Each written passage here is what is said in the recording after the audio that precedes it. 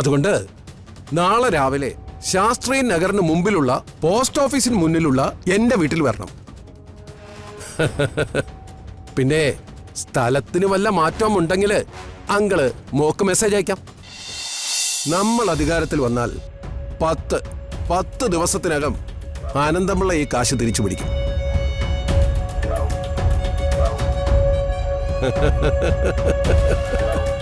അഴിമതി കാണിച്ച് കാശുണ്ടാക്കാൻ ഈ അനന്തം പിള്ളയെ പോലെ വിദഗ്ധൻ ഈ ലോകത്ത് മറ്റാരുമില്ല.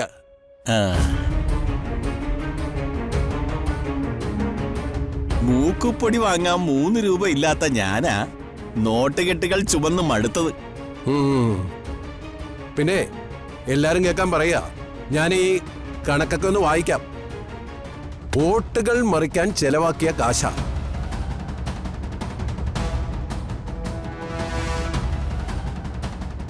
പൊൻപുഴ നിയോജക മണ്ഡലം സ്ഥാനാർത്ഥി പൂരവപ്പടവ് കുമാരൻ 7.5 കോടി. മാടപ്പള്ളി സ്ഥാനാർത്ഥി ദീപക് 14 കോടി.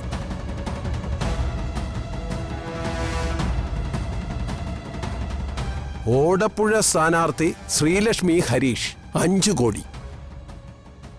കൂരാച്ചുമേട് സ്ഥാനാർത്ഥി രാജമ്മ ചിലവായത്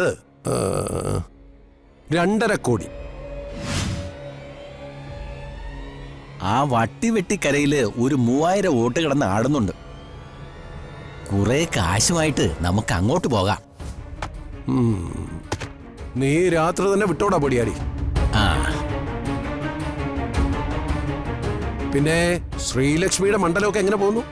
എനിക്കൊരു പേടിയില്ല സർ, വൻ ഭൂരിപക്ഷത്തോടെ ജയിക്കും. പ്രവർത്തനം അവസാന ഘട്ടത്തിലാണ്. പകല് അധ്വാനിച്ചോളണം. എടോ പൊടിയാടി. എന്താ സാർ? എടോ, നമുക്ക് സംശയം തോന്നുന്ന മണ്ഡലങ്ങളിലെ സ്ഥാനാർത്ഥികളോട് ഇന്നു മുതൽ എല്ലാ വീട്ടിലെ അടുക്കളകളും നിരങ്ങാൻ പറഞ്ഞോ. അതൊക്കെ ഞാൻ ഓർഡർ കൊടുത്തിട്ടുണ്ട്. അടുക്കള നിരങ്ങാൻ മാത്രമല്ല, അവിടെ ഇരിക്കുന്ന കൂട്ടാഞ്ചട്ടിയിൽ നക്കാനും കപ്പ തിന്നാനും ഓർഡർ കൊടുത്തിട്ടുണ്ട്. സാർ, പിന്നെ പ്രധാനപ്പെട്ട മറ്റൊരു കാര്യമുണ്ട്. എന്താണോ? ജാഥകൾക്കും പ്രകടനങ്ങൾക്കും അന്യ സംസ്ഥാന തൊഴിലാളികൾ വേണം. ആൾക്ക് 1000 രൂപയും ഫൈറ്റ് റമ്മിന്റെ പൈന്റ് മാത്രം പോരാ. പിന്നെ പൈന്റ് ഫുള്ളാക്കണമെന്ന് പറഞ്ഞാ അവന്മാര് സമരം നടത്തുന്നേ. ഇലക്ഷൻ തീരുന്നതോടെ അവന്മാരെയൊക്കെ പിടിച്ച് തല്ലണമല്ലോടോ. എന്തായാലും സമയം വൈകി. എല്ലാരും അവരവരുടെ മണ്ഡലങ്ങളിലേക്ക് ചെല്ല്.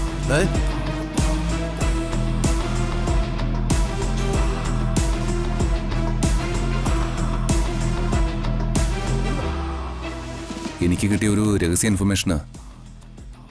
അനന്തംപിള്ള എല്ലാ മണ്ഡലങ്ങളിലേക്കും കാശറിയുന്നുണ്ട്.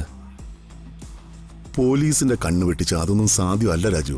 വിജിലൻസും പോലീസും ED ഒക്കെ ശരിക്കും റോന്ത് ചുറ്റുന്നുണ്ട്. സാറേ, അനന്തംപിള്ള ഒരു വലിയ താപ്പാനാണെന്ന് സാറിനോട് ഞാൻ പ്രത്യേകം പറഞ്ഞു തരേണ്ട കാര്യമില്ലല്ലോ.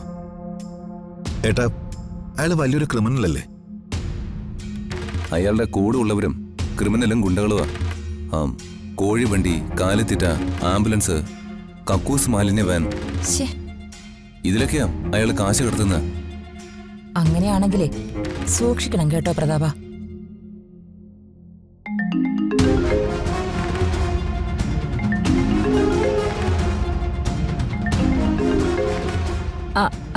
ക്ലബീന്നാ പുഷ്പലത. ഞാനിപ്പോ വരാമേ.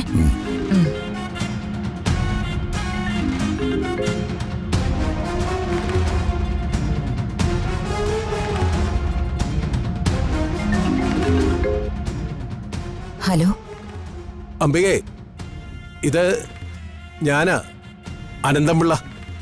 മനസ്സിലായി. ഓർക്കാപ്പുറത്തിങ്ങനെ വിളിക്കല്ലേ അനന്തംപിള്ളേ? എന്ന് വെച്ചാ എനിക്ക് കാര്യങ്ങൾ അറിയിക്കണ്ടേ അംബികേ? അതിനെ അനന്തംപിള്ളയെ വിളിക്കാൻ പറഞ്ഞ് എനിക്ക് ആദ്യം ഒരു മെസ്സേജ് തരണം. അപ്പോ ഇവരാരും കാണാതെ ഞാൻ മാറി നിന്ന് വിളിക്കും. Oh yes. അല്ല, എന്തിനാ ഇപ്പൊ വിളിച്ചേ? വളരെ അത്യാവശ്യമായിട്ടൊരു കാര്യം പറയാനുണ്ട് അംബികേ. പറ അനന്തംപിള്ളേ. കോടികളാ ഞാൻ എറിഞ്ഞു കളിക്കുന്നത്. എറിയുന്നതല്ലേ ഉള്ളൂ, ഒന്നും തിരിച്ചു വരുന്നില്ലല്ലോ അംബികേ. ഭരണം കൈ കിട്ടുമ്പോഴേ അതൊക്കെ വാരിയെടുക്കാലോ. ഭരണം കയ്യിൽ കിട്ടണമെങ്കിലേ തുട്ടെറിഞ്ഞ് കളിക്കണം. ഇപ്പൊ വിളിച്ചതേ ദീപകിന്റെ മണ്ഡലത്തില് ഒരു അട്ടിമറിയുടെ കാര്യം പറയാനാ. പറയ്. മാടപ്പള്ളി മണ്ഡലത്തില് ഉരുളുമല എന്നൊരു പ്രദേശമുണ്ട്. അവിടെ ആടി നിൽക്കുന്ന ഒരു 8000 വോട്ട്സ് ഉണ്ട്. അത് മറിക്കണമെങ്കിൽ ഇപ്പോ 1 കോടി രൂപ വേണം. അയ്യോ, കാശിന്റെ കാര്യത്തിൽ ദാരിദ്ര്യം പറയുന്നത് എനിക്കിഷ്ടമല്ല. എനിക്കും ഇഷ്ടമല്ല. അതുകൊണ്ട് അംബിക 50 ലക്ഷം രൂപ തന്നാ മതി. 50 ലക്ഷം ഞാൻ മറിക്കാം. എന്തു പറയുന്നു? ആ, ഓക്കെ.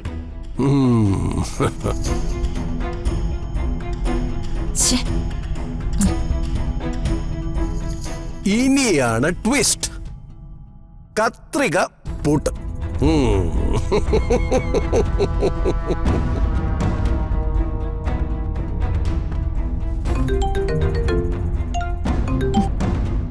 ഹലോ, മോളെ, ഇത് ഞാനാ മോളെ. പിന്നെ അനന്തംപിള്ള അങ്കിള്. താൻ എന്ന് മുതല് എന്റെ അങ്കിളായത്? ഗസറ്റില് പരസ്യമൊന്നും കണ്ടില്ലല്ലോ. ചൂടാവാതെ മോളെ. ട്വിസ്റ്റുകൾക്ക് പിറകെ ട്വിസ്റ്റുകൾ നിറഞ്ഞ ഒരു മഹാ ട്വിസ്റ്റ് ആണല്ലോ നമ്മുടെയൊക്കെ ഈ ജീവിതം. താൻ പെട്ടിപ്രസംഗം നടത്താതെ കാര്യം പറ. മോളെ, ഞാനൊരു സംസാരിക്കാനാ വിളിച്ചത്. അതും മോൾക്ക് വളരെ പ്രയോജനമുള്ളൊരു ഡീല്. ഡീലോ? Yes, deal. ഇതൊരു ഇലക്ഷൻ ഡീലാ. ഇത് തൽക്കാലം ആരും അറിയരുത്. അറിഞ്ഞാൽ മോൾക്കുണ്ടാകാൻ പോകുന്ന പ്രയോജനം നഷ്ടമാകും. അതുകൊണ്ട് നാളെ രാവിലെ ശാസ്ത്രീയ നഗറിന് മുമ്പിലുള്ള പോസ്റ്റ് ഓഫീസിന് മുന്നിലുള്ള എന്റെ വീട്ടിൽ വരണം. പിന്നെ സ്ഥലത്തിന് വല്ല മാറ്റവും ഉണ്ടെങ്കിൽ അങ്കിള് മോക്ക് മെസ്സേജ് അയക്കാം. പിന്നെ ആരും കൂടെ പാടില്ല. ഈ ഡീലിനെ കുറിച്ച് ഇപ്പോൾ ഒരാളും അറിയാനും പാടില്ല. ഓക്കെ? എന്താ, ഒറ്റയ്ക്ക് വരാൻ മോൾക്ക് പേടിയാണോ? ഞാനെന്തിനു പേടിക്കണം? ഞാൻ വരും.